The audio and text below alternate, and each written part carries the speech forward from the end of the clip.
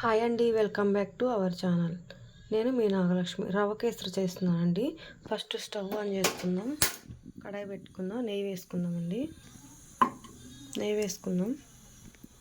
నెయ్యి వేడైన తర్వాత జీడిపప్పు వేయించుకుందామండి.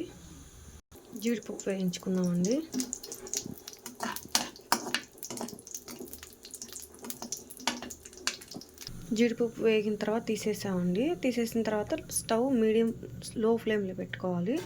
1 కప్పు రవ్వ తీసుకున్నానండి. రవ్వ వేయించుకున్నాము.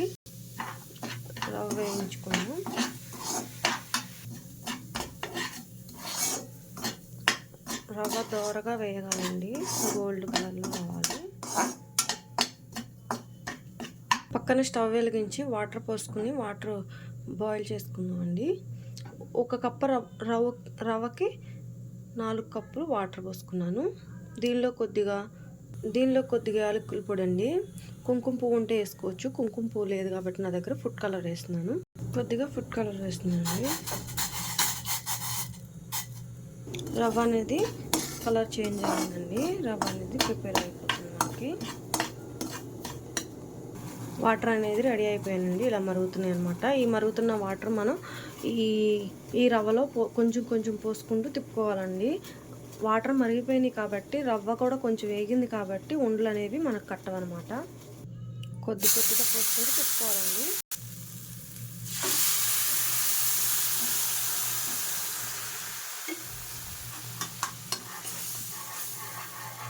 ఇది లో ఫ్లేమ్లో ఉడికించుకోవాలండి. లో ఫ్లేమ్లో పెట్టుకుని ఉడికించుకున్నాము. చూడండి, దగ్గర పడిపోవాలన్నమాట.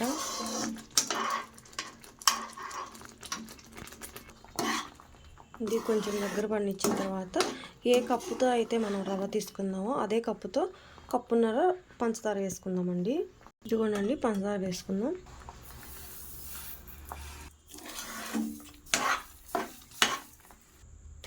ఇదిగోనండి, పంచదార మొత్తం కలుపుకొనిద్దాం.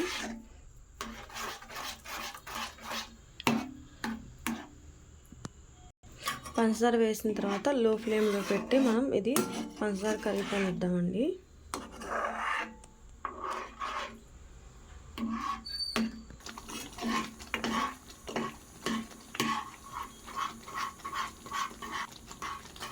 ఇదిగోనండి, దగ్గర పడినిచ్చిన తర్వాత డ్రై ఫ్రూట్స్ వేసుకుందాం. జీడిపప్పు వేసుకుందాం. అయిపోయిందండి రవ్వ కేసరి. మనం ఒక బౌల్లోకి తీసుకుందాం. చూడండి, జీడిపప్పు వేసుకుందాం. అంతే అండి, రవ్వ కేసరి రెడీ అయిపోయింది.